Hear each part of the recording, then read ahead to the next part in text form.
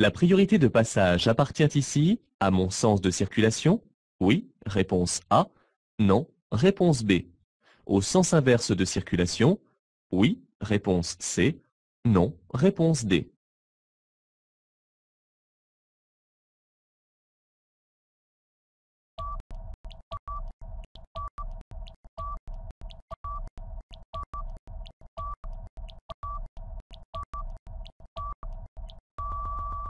Il n'y a pas de priorité de passage. Ce type d'aménagement a pour but de faire ralentir le trafic routier. En principe, celui qui arrive en dernier au niveau de l'obstacle laisse passer l'autre. Question de courtoisie. Je peux dépasser.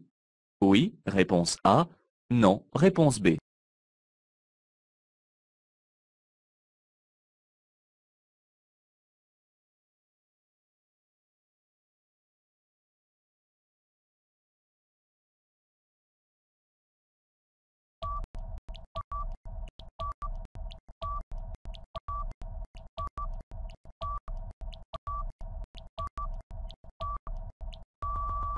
La signalisation horizontale ne me concerne pas car elle s'adresse aux véhicules arrivant en sens inverse.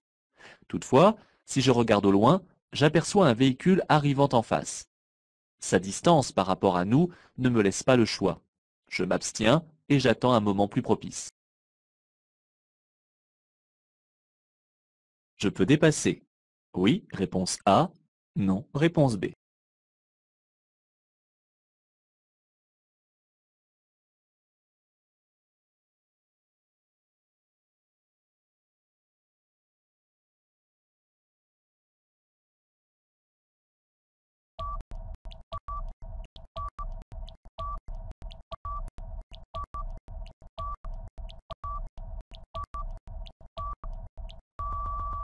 J'aperçois au loin les feux d'un autre véhicule arrivant en sens inverse. Je m'abstiens donc et j'attends un moment plus propice. Je surveille également la camionnette dans mon rétroviseur intérieur qui roule trop près de moi dans l'attente de pouvoir dépasser elle aussi. Je suis en période probatoire. Je dois me placer dans la voie de droite. Oui, réponse A. Non, réponse B.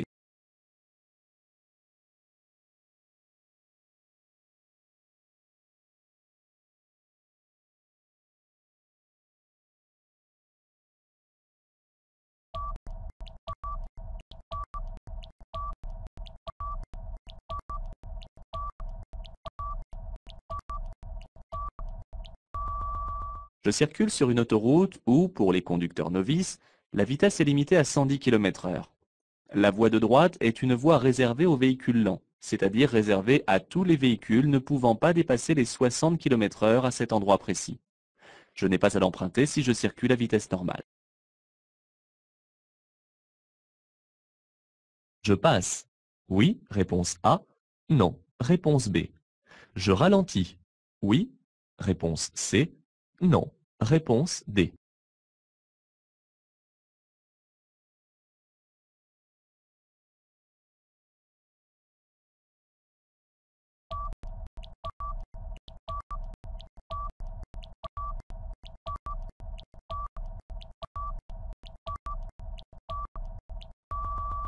Le feu est vert, donc je passe. Je suis trop près des feux pour m'arrêter, au cas où la phase passerait au jaune. Cependant, il faut toujours ralentir un peu lorsqu'on va franchir une intersection peu visible. Le feu jaune est clignotant. Je cède le passage à gauche. Oui, réponse A. Non, réponse B. Je cède le passage à droite. Oui, réponse C. Non, réponse D.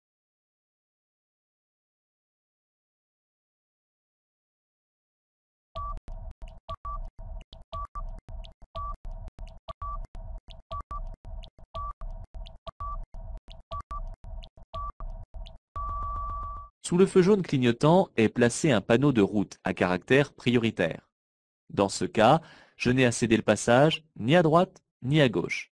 Je dois toutefois rester vigilant car un panneau de céder le passage n'arrête pas physiquement une voiture et il peut toujours arriver un usager qui me coupe la route. Pour rappel, un jaune clignotant positionne un danger. La route conserve son caractère prioritaire dans la traversée du lieu-dit. Oui, réponse A. Non, réponse B.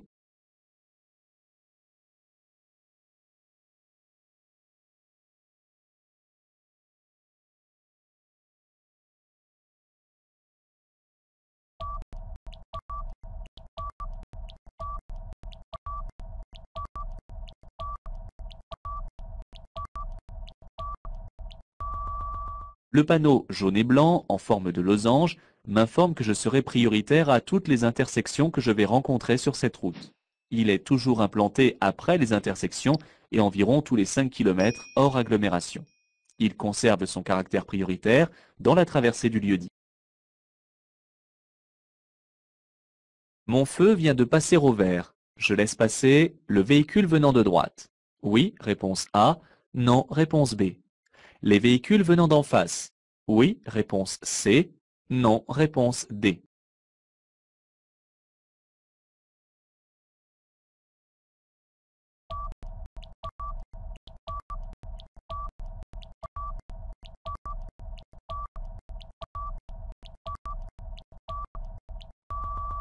Les feux sont ici probablement décalés et le mien vient de passer au vert.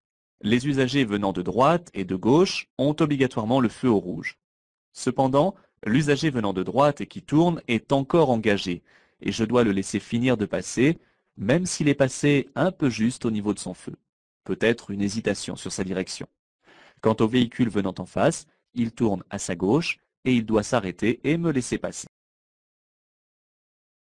Les feux ne fonctionnent pas. Je cède le passage à gauche et à droite. Oui, réponse A. Non, réponse B.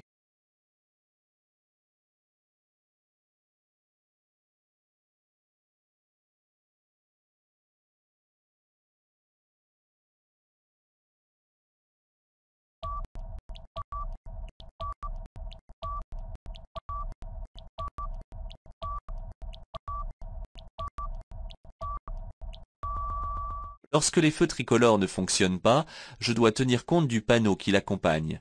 Il s'agit ici d'un céder le passage. Je cède donc le passage à gauche et à droite. Je cède le passage à l'usager arrivant en face. Oui, réponse A.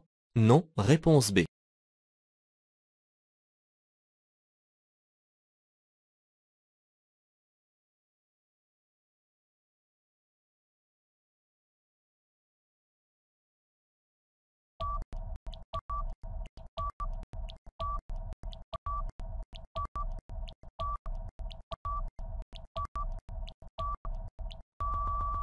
Je me situe actuellement sur la voie de stockage permettant de tourner à gauche.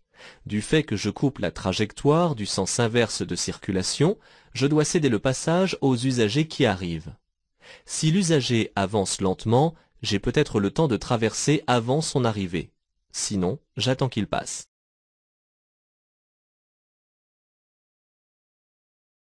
Pour aller à Orléans, je devrais prendre l'autoroute. Oui, réponse A.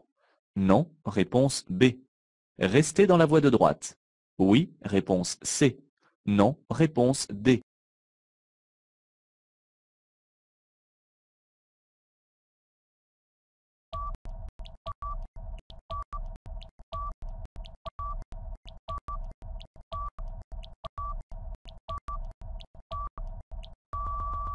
Ce panneau indique que pour se rendre à Orléans, une partie du trajet pourra s'effectuer par l'autoroute, mais ceci n'est pas une obligation. Les deux voies permettent de se rendre à Orléans et, en marche normale, lorsque je n'effectue pas de dépassement, je dois circuler dans la voie de droite. Ce panneau est temporaire, réponse A, et permanent, réponse B. Annonce un risque de projection de gravillon, réponse C. Un danger lié à la présence de flaques d'eau, réponse D.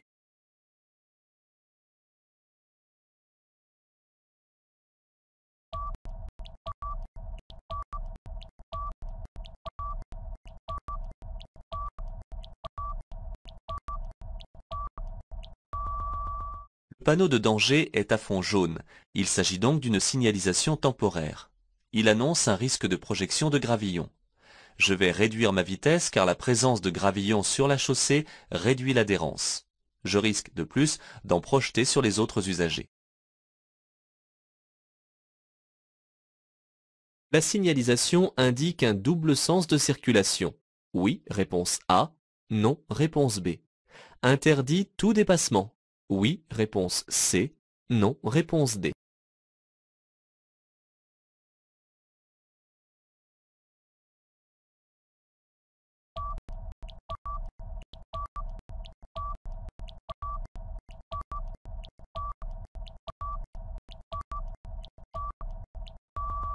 Indique la position du début du double sens de circulation de la chaussée. On le remarque au niveau du marquage au sol, avec l'épaisseur de la ligne qui est continue. Celle-ci interdit donc tout dépassement.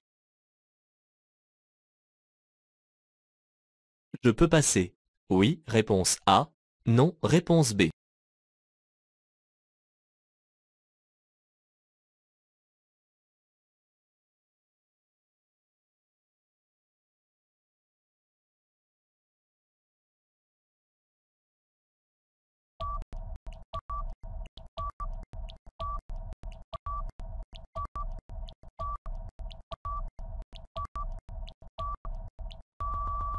Le feu à moitié masqué à gauche ne me concerne pas.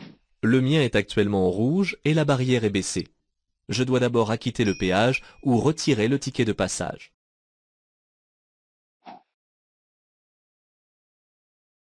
J'ai besoin de consulter ma carte routière. Je m'arrête sur l'accotement après le deuxième panneau. Réponse A. Il est préférable de s'arrêter à 250 mètres. Réponse B.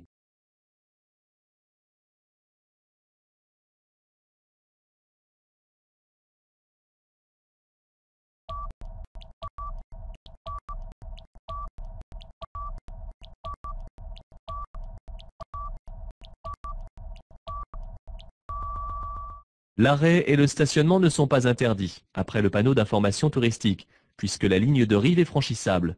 Mais cette aire de pique-nique à 250 mètres est nettement préférable. Autant en profiter pour faire une pause.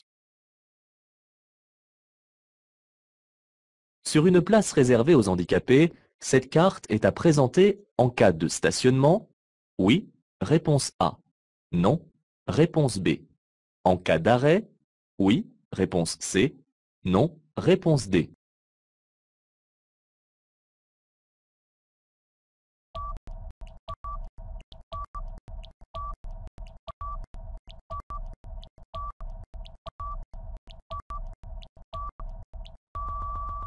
L'arrêt et le stationnement sur des emplacements réservés aux personnes handicapées, civiles ou militaires, sont considérés comme très gênants.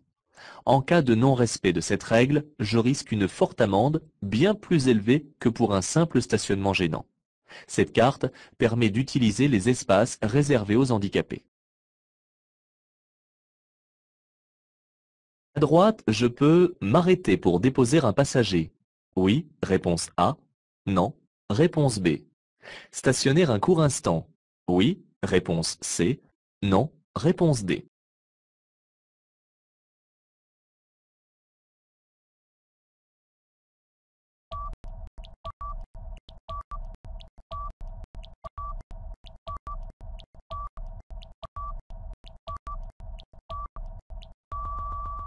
Ce marquage jaune en forme de zigzag est un arrêt réservé aux autobus.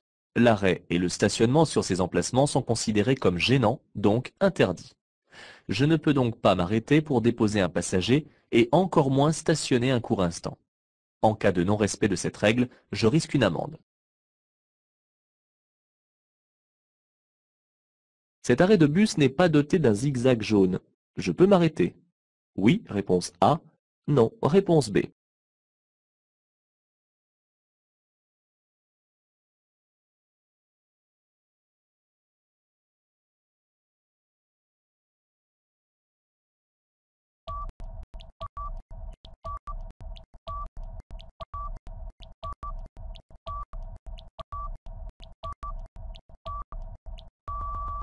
Quel que soit le lieu, en ou hors agglomération, l'arrêt et le stationnement sont interdits sur les arrêts d'autobus. Un zigzag jaune marque généralement l'emplacement, mais il n'est pas obligatoire.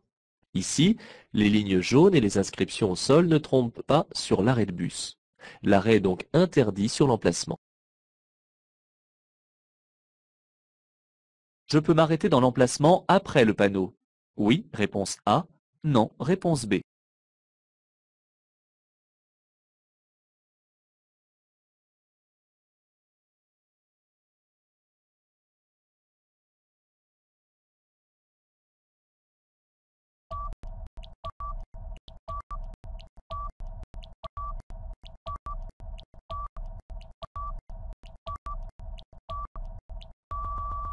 Le panneau me signale une interdiction de stationner à partir du panneau.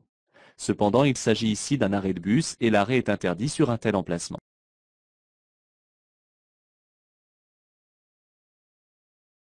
Je conduis une camionnette. Je peux stationner à gauche du panneau. Oui, réponse A. Non, réponse B. À droite du panneau. Oui, réponse C. Non, réponse D.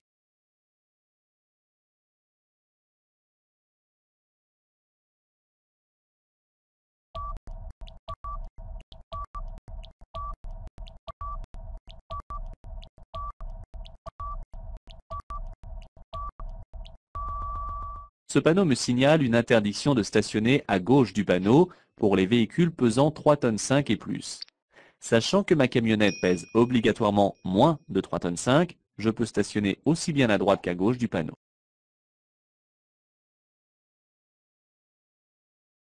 À droite, devant la voiture rouge, je peux effectuer un arrêt. Oui, réponse A. Non, réponse B. Stationner sans limite d'horaire. Oui, réponse C. Non, réponse D.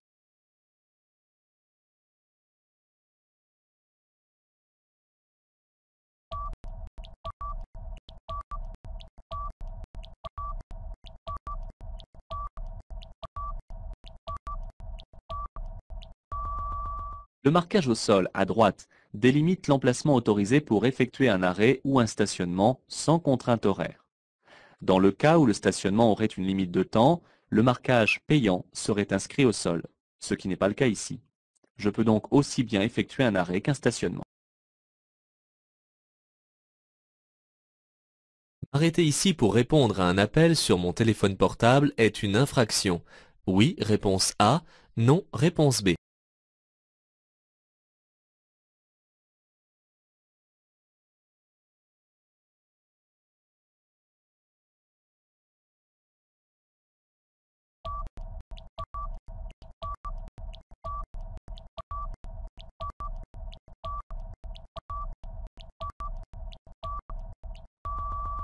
Cet espace est exclusivement réservé pour pouvoir accéder à des secours via la borne orange. Signaler un accident ou obtenir une dépanneuse sont les seuls services mis à la disposition de celle-ci. M'arrêter ici pour téléphoner est une infraction. Mon téléphone est sur répondeur lorsque je conduis.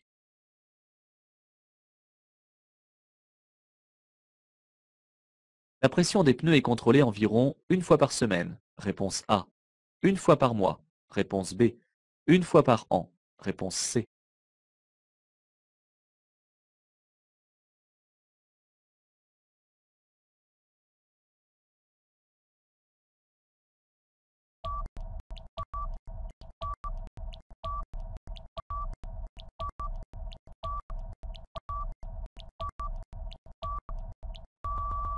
La pression des pneus doit être contrôlée régulièrement. En effet, celle-ci influence grandement le comportement de mon véhicule et peut même causer l'éclatement d'un pneu si celui-ci est sous-gonflé. Je contrôle environ une fois par mois la pression des pneus.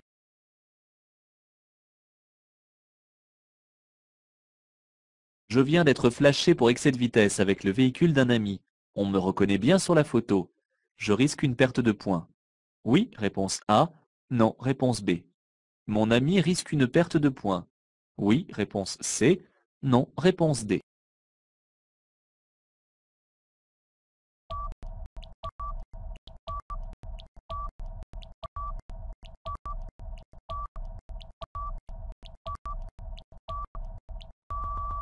Si mon ami ne souhaite pas communiquer mon identité au service de police, il paiera l'amende, mais n'aura pas de retrait de points, à condition toutefois qu'il prouve que ce n'est pas lui au volant. Si je demande à mon ami de déclarer qu'il s'agit de moi, je paierai l'amende et j'aurai un retrait de points. Mon véhicule a moins de 4 ans. Lors d'un contrôle effectué par les forces de l'ordre, je dois être en mesure de présenter la carte grise du véhicule. Réponse A. Mon permis de conduire. Réponse B. L'attestation du contrôle technique. Réponse C. L'attestation d'assurance. Réponse D.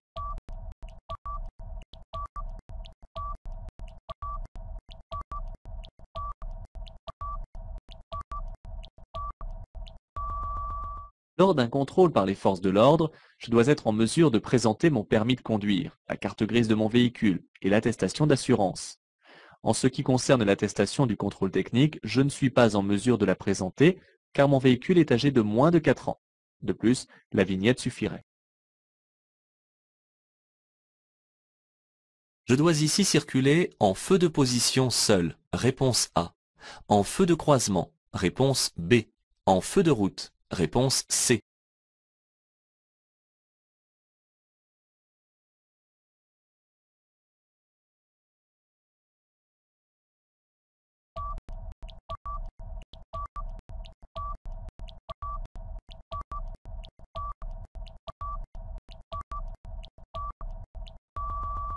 Je circule à double sens de circulation de nuit sur une route non éclairée. Je dois voir et être vu. Si la route est libre, il faut utiliser les feux de route, c'est obligatoire. Mais ici, je suis un usager et je m'apprête à en croiser un autre. Pour ne pas les éblouir, j'utilise les feux de croisement. Les feux de position seuls ne sont pas suffisants.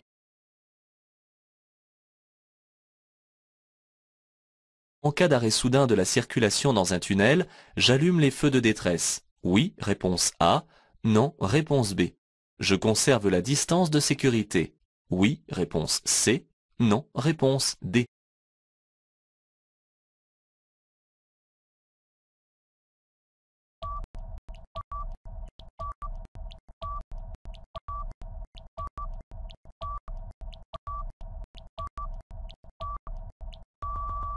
En cas d'embouteillage dans un tunnel, je m'arrête en serrant le bord droit de la chaussée et tout en respectant les distances de sécurité d'origine, soit bien souvent 70 mètres. J'allume les feux de détresse si je suis le dernier de la file et je coupe le moteur. S'il n'y a pas de danger de feu, je reste dans mon véhicule pour suivre les instructions données par les employés du tunnel. Par temps de pluie, j'allume les feux de position seuls. Réponse A. Les feux de croisement. Réponse B. Le feu de brouillard arrière. Réponse C.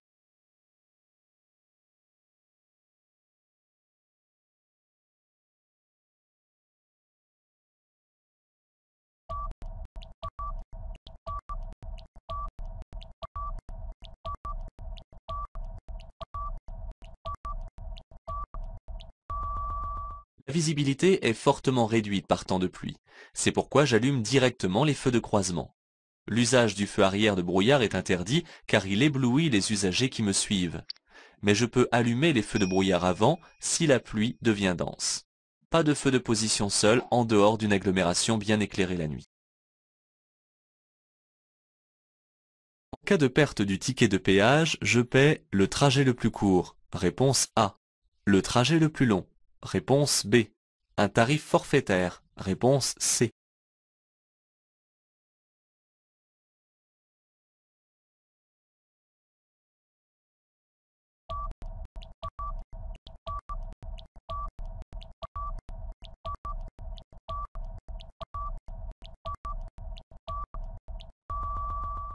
Si je ne suis pas en mesure de présenter le ticket de péage, je dois payer le trajet le plus long, ce qui est logique. Je peux partir immédiatement en circulation. Oui, réponse A. Non, réponse B.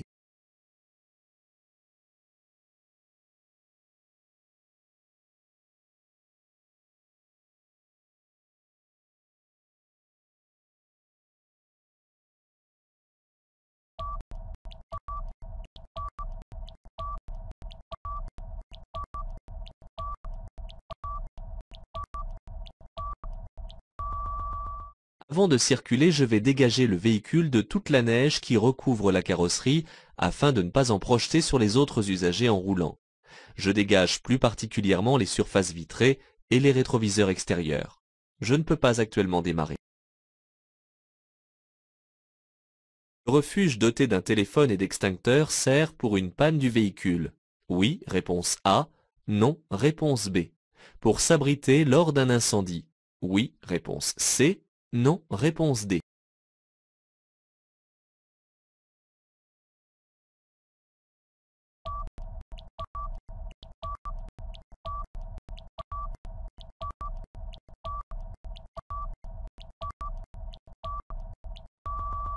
Dans les refuges aménagés sur les côtés du tunnel, je trouve un téléphone afin d'obtenir du secours en cas de panne ou pour signaler un incident.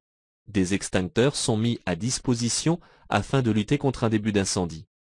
Dans le cas où il ne peut pas être maîtrisé, je ne suis pas à l'abri dans ce refuge et je dois rejoindre impérativement l'abri de survie attenant. Ces balises peuvent éventuellement positionner une intersection dotée d'un panneau stop. Oui, réponse A. Non, réponse B. D'une priorité à droite. Oui, réponse C. Non, réponse D.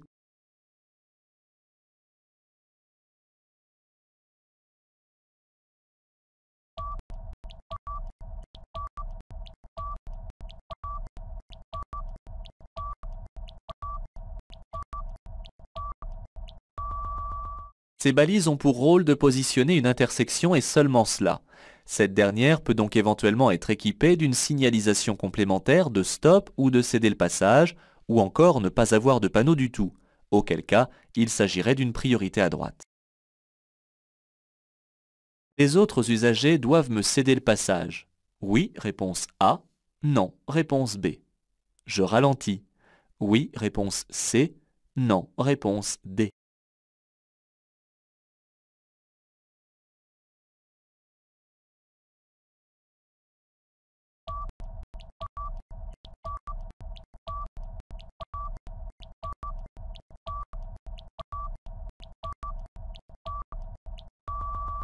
Les panneaux de stop sont assez visibles pour comprendre que les usagers venant aussi bien de gauche que de droite doivent céder le passage à mon axe de circulation.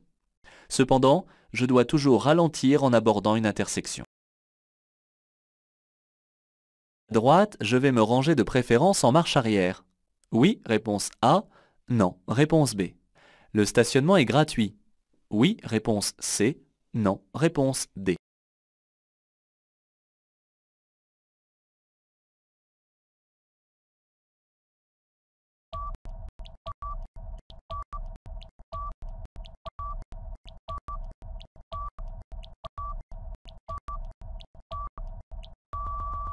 Le marquage au sol m'indique un emplacement de stationnement réglementé par un horodateur, puisqu'il y a de plus l'inscription payant au sol.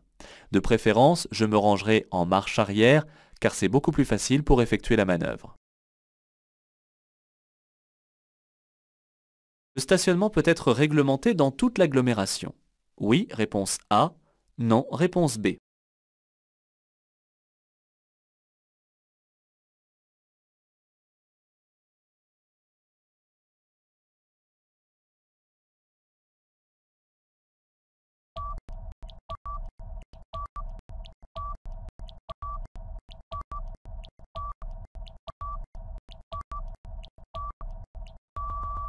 Lorsqu'un panneau d'entrée de zone est placé sur le même support que celui d'entrée d'agglomération ou à proximité, la zone peut alors concerner toute cette agglomération. Cela n'exclut pas qu'une zone peut être dédiée au stationnement payant par exemple. Seul un panneau de fin de zone ou la sortie de l'agglomération met fin à cette zone. Les roues patinent au démarrage. J'accélère plus fort. Oui, réponse A. Non, réponse B.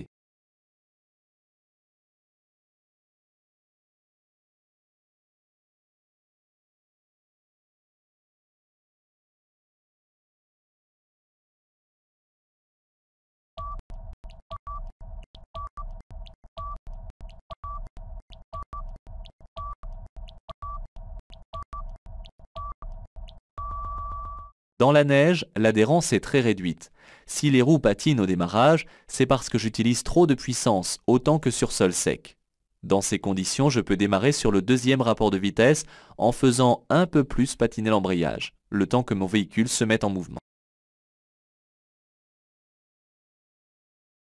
Il est interdit de circuler ici avec les feux de position seuls. Réponse A. Avec les feux de croisement. Réponse B. Avec les feux de route. Réponse C. Sans feu. Réponse D.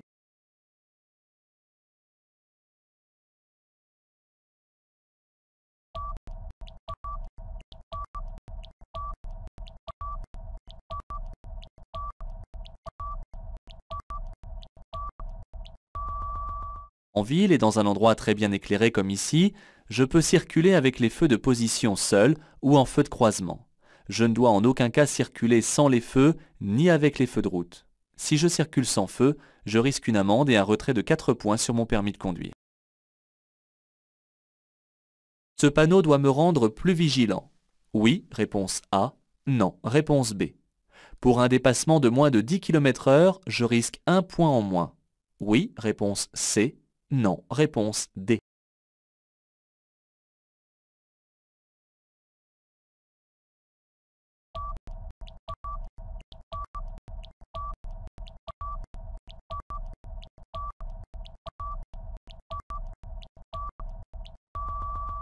Ce panneau indique seulement la présence éventuelle de radars.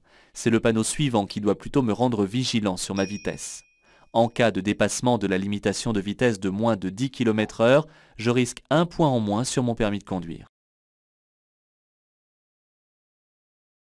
Cette signalisation lumineuse est seulement pédagogique. Oui, réponse A. Non, réponse B. Je suis en excès de vitesse. Oui, réponse C. Non, réponse D.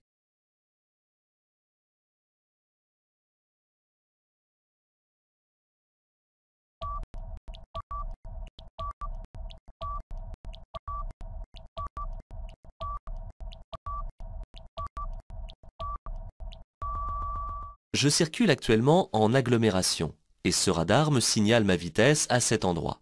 46 km/h en agglomération ne constitue pas une vitesse excessive, mais peut toutefois être inadaptée en fonction des circonstances ou de la présence d'autres usagers. Ce type de radar est seulement pédagogique. Il peut cependant être placé en amont d'un radar automatique qui, lui, est susceptible de sanctionner en cas de dépassement de la vitesse autorisée. Je reste donc prudent. Notez que la couleur des chiffres de la vitesse affichée peut aider à la compréhension. Verte si elle est adaptée, jaune-orange comme ici en cas de limite à ne pas dépasser et rouge en cas d'excès. Dans une situation d'urgence, l'avantage principal d'un véhicule équipé de l'ABS est de diviser par 2 la distance de freinage. Réponse A. Conserver un pouvoir directionnel. Réponse B. Diminuer le temps de réaction. Réponse C.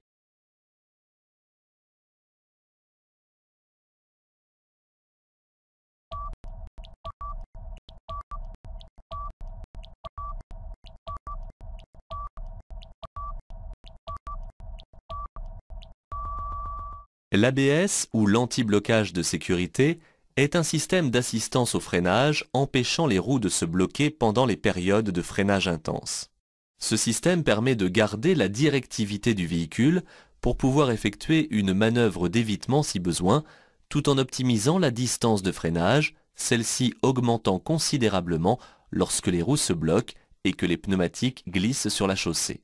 Cela ne la réduit cependant pas de moitié. Elle peut même être allongée dans certaines circonstances, telles que les adhérences très réduites, comme le verglas ou la neige.